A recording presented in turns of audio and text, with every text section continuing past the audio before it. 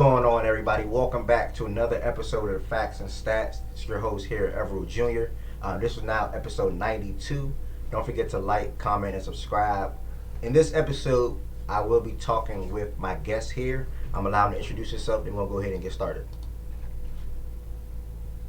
All right, what's going on, everybody? It's Myles.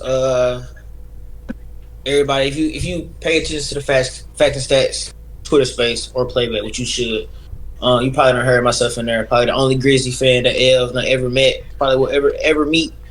But yeah, really don't got nothing much to shout out, to be honest. But man, I got my podcast, Minute with Myles. You can follow that on Twitter, Minutes Myles Pod, or on Instagram, MWM_pod. But that's about it, though. All right, listen, Miles, I appreciate you coming on. You, for sure, the first Grizzlies fan I met in my time. Me being from Maryland, I don't really come across too many Memphis Grizzlies fans. But, you know, you shouted out the podcast. I mean, you shouted out your podcast. You shouted out the playback. You shouted out the Twitter spaces, everything that I host. Thank you for that. But like you were saying, bro, we're going to go ahead and jump right into talk about the Memphis Grizzlies today. How y'all closed the year last year. What do you think is next for you guys? And then just your thoughts on addition of Marcus Smart. And you know and all that, trading your guy Tyus Jones. So it'll be a lot to talk about. That we got Ja Morant also again suspended for the first 25 games, and then y'all scheduled release today as well. So I'm assuming you came a Grizzlies fan because you're born in Memphis. Yeah, for sure. Like been like when I was a kid, I ain't really getting into basketball for probably to my 7th, 8th grade year. And this is when I started really following for real. And ironically, when I started, I want to say this was like 2011. They started to get good. Like, they started making like pushes to the playoffs. And I've been rocking ever since 2011. So I've been rocking since then. So probably I was middle school, high school, all the way through college up to this point. Okay, that's solid. You went through, to me, a lot of grit and grind and good years. Mike Conley, Zach Randolph, Mark, Rudy Gay, Yep. Tony Allen. I gotta shout out Tony Allen. What was it like being a fan of those teams then, and then compared to the Memphis Grizzlies now around Ja Bain and Jaren? I want to say now, back then, it was like, it was, I ain't gonna say it wasn't expected, but like because the process took a long time. It went from drafting Powell, Shane Battier, having Jason Williams when I was playing in the pyramid, having them playing, go to the playoffs, but they will never win a game. They always end up getting swept by either the Spurs or the Mavericks. But when they drafted Mike in 2007, and then Mike was there for a little minute, and then they traded Powell for the draft rights to get Mark, Yeah. and then they flip flop, and then at that point, Tony Allen had just won a championship with Boston in 2008. Then that summer he got traded to Memphis. I want to say not if it won that summer, it was like a summer, like 2 off seasons had went by. He got traded to Memphis, and then Zach Randolph was having his off the court issues. I want to say with Portland, and then it was kind of like, I don't know if he's gonna do the same thing here. How he gonna be when he come to Memphis? Small team, small market, but it clicked, and all 4 of them. Like how I explain it to people that's not from there and won't understand, it's like they changed. Not that they didn't change the culture of the city, but they changed the culture around basketball, with professional basketball, period.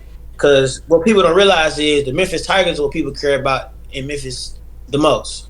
Because for one, it's the local college there. They've been around the longest, and you got they've done stuff in the past and have memories to a point where you got the older community in the city who care more about the Tigers because the Tigers been there the longest, and the Grizzlies only been there since 2001.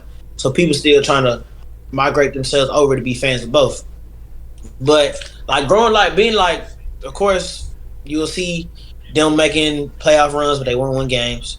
But to the point where they started winning, it changed everything. For one, they shocked the Spurs as the 8th seed when they first playoff series in 2011, and then at that point on, it was consistent. Even though they didn't make it to the finals, they made it to the conference finals one time, but you always knew when April came, when I was in high school, the Grizzlies were going to the playoffs because they made the playoffs 7 years in a row. You always knew it was going to be a consistent playoff push each time the playoffs came around. And at that point, you would think that everybody knew the issues that the Grizzlies had. No 3-point shooting. They still got that same issue. No 3-point shooting, but they always played defense and played through the paint like they do now. But and that was really what made the city like it was fun to the point where even especially the peak of it was when they made it to the conference finals in 2013. It was new, like never happened. Them conference finals games downtown was lit. Like even though they even though I never got a chance to go, but like just being like the vibe around the city it was something I wish can come back and can replicate now that I'm older. Cause I was in high school. Yeah. That was my first year of high school when that happened. It ain't happened since. In the vibes that been around it has been similar, but it ain't nothing topping that, bro. Like it's people on Twitter now, the Grizzlies fan, that try to you can't replicate it, but you always try to respect it at the same time. Right. Nah, I feel that. Well said. I mean, shout out to those teams from them early 2010s. I mean, you definitely, I wanted to pay the respect to what you guys said. I really wish OJ Mayo could have panned out. Man, me too, Yeah, bro. that's Oh, yeah. OJ was that guy to me. But we're gonna go ahead and fast forward. So the year before Ja was drafted, I believe you guys went 22-60. 22. It was terrible, Yeah, bro. it They was. got. I want to say they lost by like 60 to the Hornets or something. Like that Yeah. was like all time. That was peak low basketball. I'm like, ain't no way these folks this sorry. I couldn't believe it. So I mean, thankfully, I'm not saying I'm not saying it's a. Well, it is a good thing to tank when it's necessary. I'll put it like that. Yeah, When you don't have no franchise cornerstone anymore, or pretty much the core that you had, and you just know that this core is just not going to take it to the next level or ultimately win a championship. I think you guys realized that Conley, Gay, Zach, and Mark wasn't just going to do that. Like it was stuff. It was time to let everything go their separate ways. You guys got granted with the second overall pick. You drafted John Morant. Ja's rookie season, COVID happened. You guys went 34-39. Didn't get to finish the year out. That following season, though, you went 38-34 and made the playoffs. And I believe you played Utah in the first round. so Utah in the first Yeah, round lost it 5. yeah. Go ahead and talk about that series real quick. But now that series that was like because I really thought that was going to make the playoffs his rookie year, but they lost to Portland in the play-in. But that season, I mean, I didn't expect much from when they made the playoffs, but it was just like they were back in the playoffs because they played the Warriors and they played the Spurs in the first play-in game, beat the Spurs. Then they played the Warriors in that second play-in game, beat them. Ja was amazing. Xavier Tillman hit a game-winning three in the corner in the right corner. Dylan Brooks was, but not Dylan. I don't think it was Dylan. Dylan, I don't think he had a good game. But he was alright. But Bane kind of had a pretty good game. But that year was Bane's rookie year. Jaren still was trying to figure himself out because he was just not coming back from a knee injury from the bubble. But John Dylan, that was the season that we all thought, all right, because Dylan had his coming out Yeah, party. he hooped in that round. He hooped in that round for playoff. sure. Yeah, Dylan So, hooped in that round for sure. yeah, he was. That's what I'm saying. That's why I don't know where it went left. Like we all thought he was gonna be that guy, and I think that boosted his head up to the point where he think he could be that guy. And it was all with him. It was just all downhill from there. But that series, I didn't expect them to do much. I just wanted them to make it competitive, at least go push the 6, because Utah was the number 1 seed that season. Right. But when they won that first game, like I thought, all right, man, they can compete with them. All the games they played against Utah, 'cause I went to one of them. They were all competitive. They were never getting blown. No team was getting blown out by each other. The most you'll probably be up is by 10. I think that's like 11 to 12 may have been the most lead that the Jazz had those other 4 games. But the games was competitive. Man, it was cool to see that that's where the Dylan Brooks stuff started with Donovan Mitchell. But No, it was a stepping stone. the thing about that is, and why I wanted to circle on that real quick, because it goes to the growth. Credit. Yeah, I haven't made it to the finals. I don't think I even made it to the Western Conference Finals yet. And I say yet because I think you guys can't get there with the core that you have. But that following season, you went 56-26. Ja was most improved player. And now this past season, you win 50 games again. Not too many teams can just willingly say they won 50 games back to back with a young core. So I'm gonna ask you straight up: You just lose to the Lakers in the first round, 4-2. Ja obviously had a hand injury. You are the second person that's coming on the facts and stats. What's next segment? So I'm gonna ask you right now, what is next for the Memphis Grizzlies? I would say try to build on some of the positive from last year. It was some positive, even though Ja didn't had a season that he had in year three.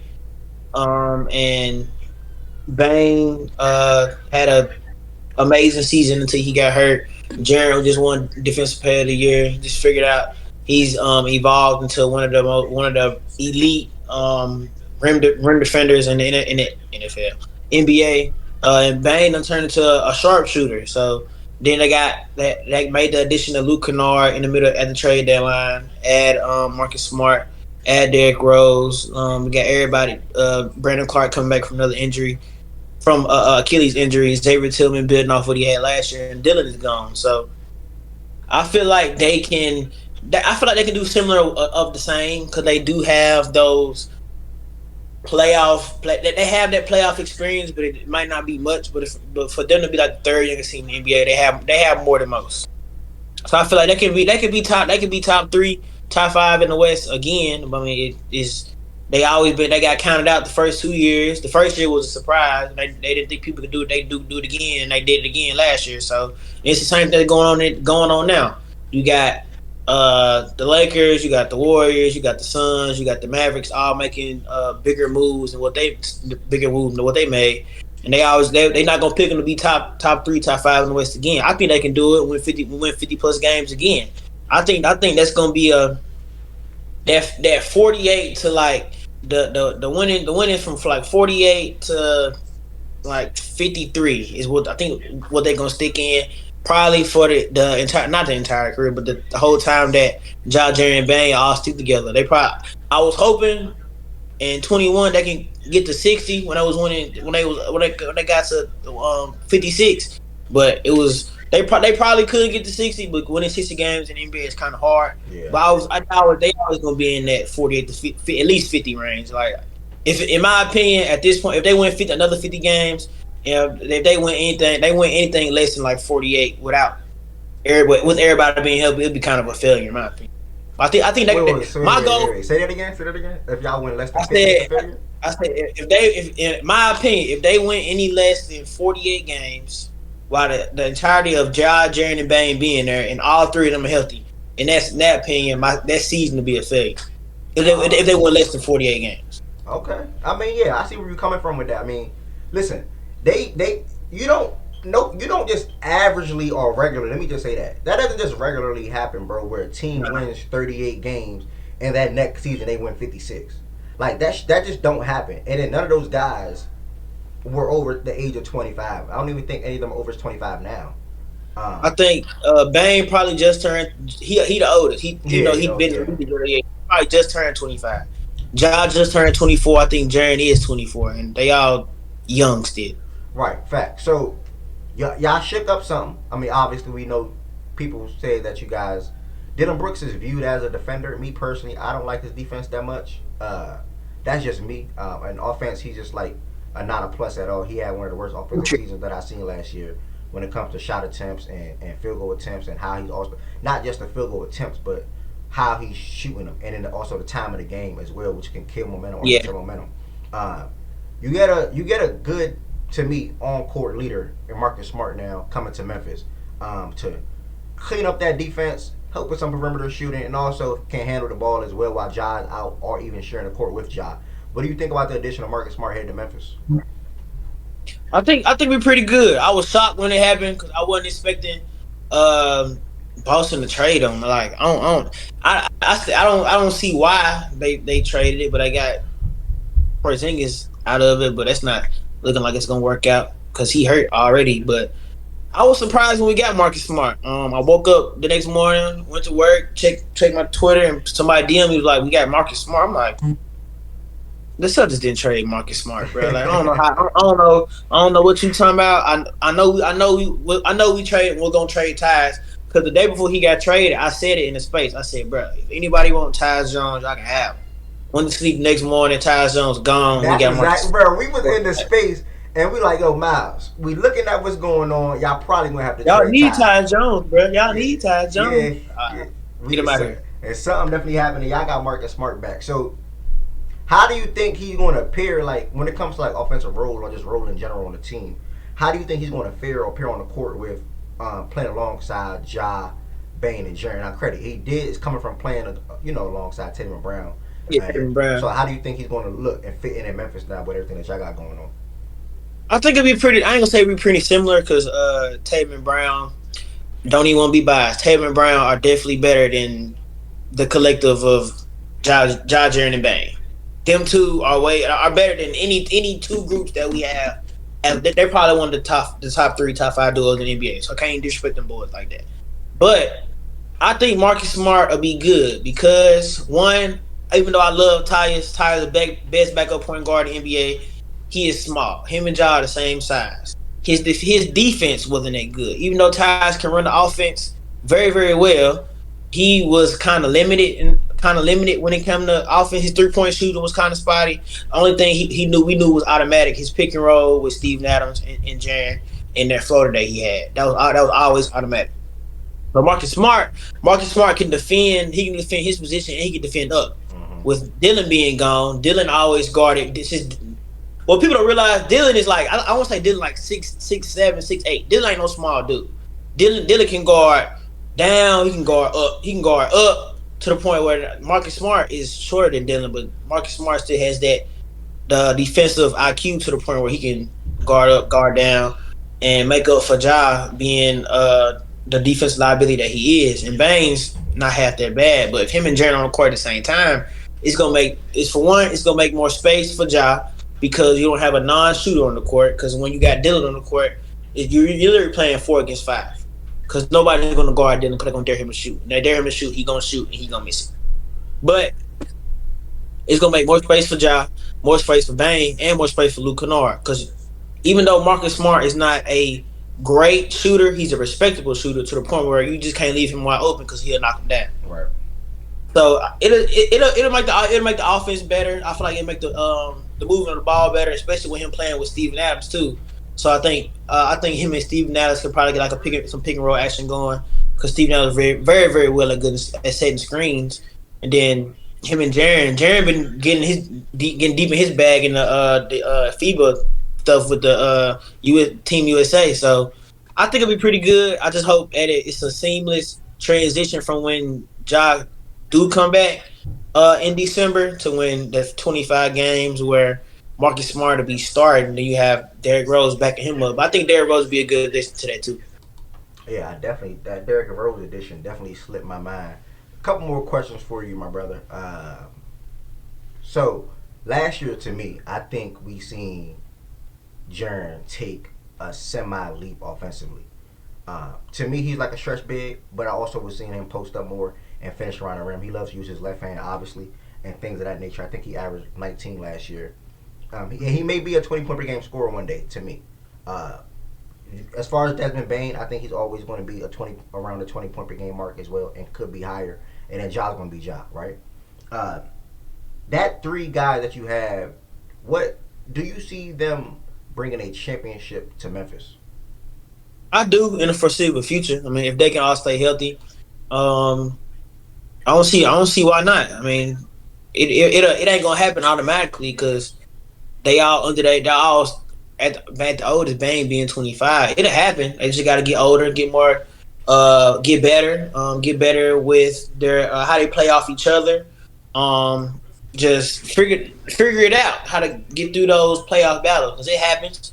I just hope that they can stay together for the entirety of all 3 of their careers to where they potentially can. But I don't see why not. I see they can. I think they can.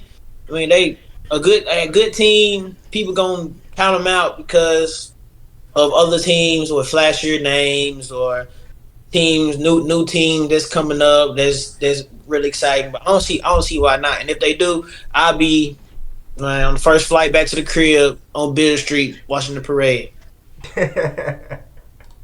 All right, let me ask you a little different question, bro. Because Bane this offseason, he got his max contract, right?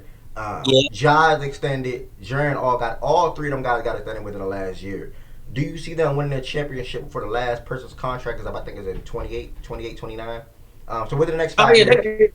next 5 years for sure. Yeah, I can definitely see them winning one next 5 years because they'll be five at that point. They'll be older. They'll all be better. You know, who knows who's gonna be on the team then? Then you gonna who knows how the Western Conference gonna look like? Because I ain't gonna lie, LeBron, Steph, and KD ain't got that much longer. Mm-hmm. Mm-hmm. Especially LeBron. Steph and KD probably got longer than LeBron, but LeBron ain't gonna be in the NBA much longer, bro. So once LeBron leave, you ain't gotta worry about the Lakers. You can take them out. The Warriors, the Warriors and the Suns, depending on how that roster fills out after whenever KD contract over with, you can filter them out. Not filter them out, but the Warriors they got Steph, so you always got to kind of count them in because you can't count out Steph. But at that point, you got the Nuggets, us. If the Pelicans ever get it figured out, the Kings starting to come around now. Yeah. People are hoping OKC and then Dallas. At that point, they biggest threat or the Clippers, whoever the Clippers feel like they can trade for, they get James Harden or not, but those teams are gonna be the teams that's gonna be the top 4, top 5 teams in the West every year. So I don't see why they can't.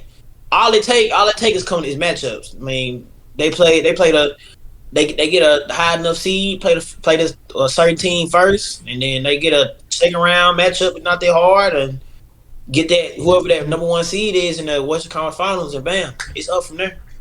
Nah, so that's a good point. That's a good point. But before I get to you about some of the younger guys on your roster, which I want to hear your thoughts on, the Zaire, the Jake, the Davis, and so forth.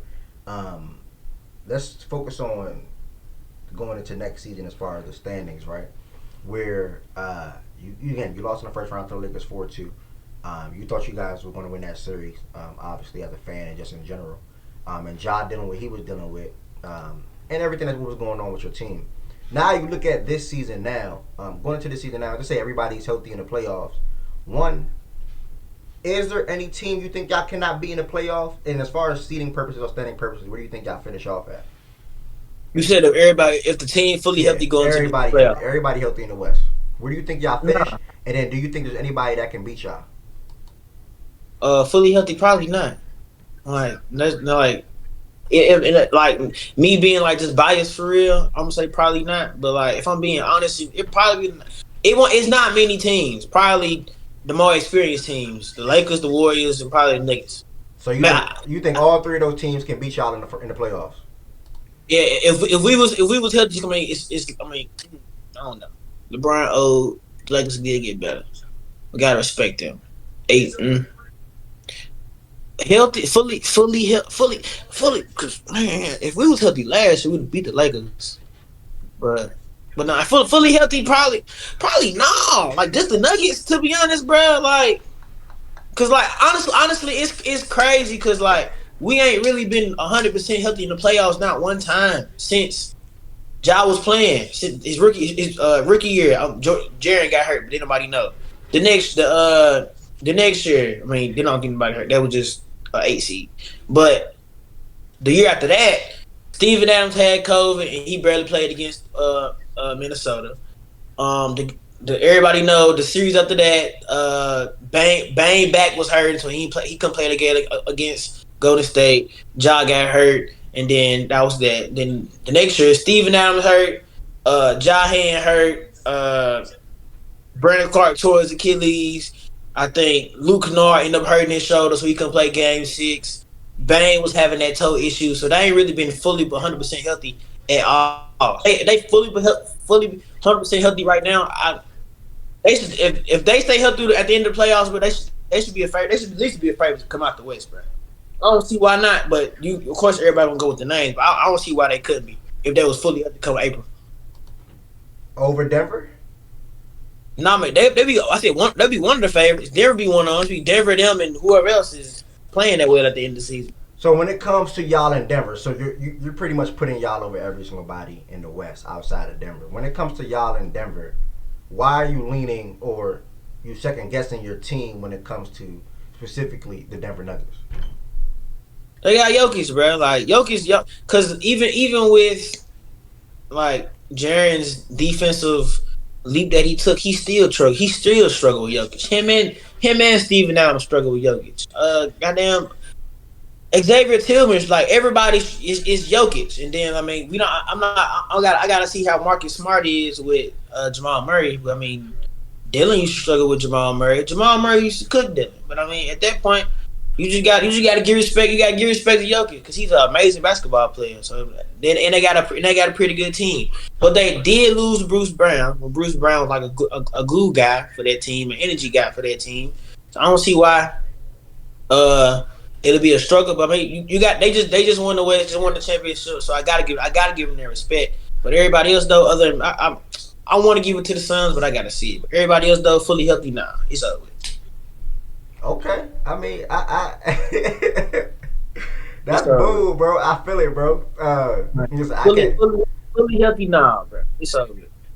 All right, I'm rocking with you, bro. I'm feeling what you're saying. Listen, I got nothing but big respect for Memphis. Even with that 25 game suspension for Ja, and me personally, I cannot wait till he return. And he's returning in one of the best cities against one of the better younger teams in this league, long as Zion and B.I. is on the court together. But when Ja plays Pelicans, it's like he just goes into another, like he just going to a whole nother place every single time. So I think he's returning against a great opponent, nationally televised, and I personally can't wait. Ja, stay on the court this year. No more suspensions, and do right by the team, and be a true leader. Yeah, I think Derrick Rose and Marcus Smart gonna try. They're gonna hit it.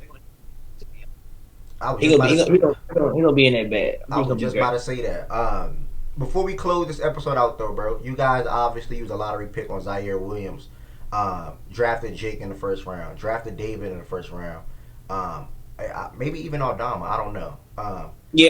Okay. Santi was in the second round. Okay, so how do you feel about all those young guys on the team though? And when it comes to bench purposes, or maybe a guy leading a second unit, I think your best person coming off the bench will be Brandon Clark.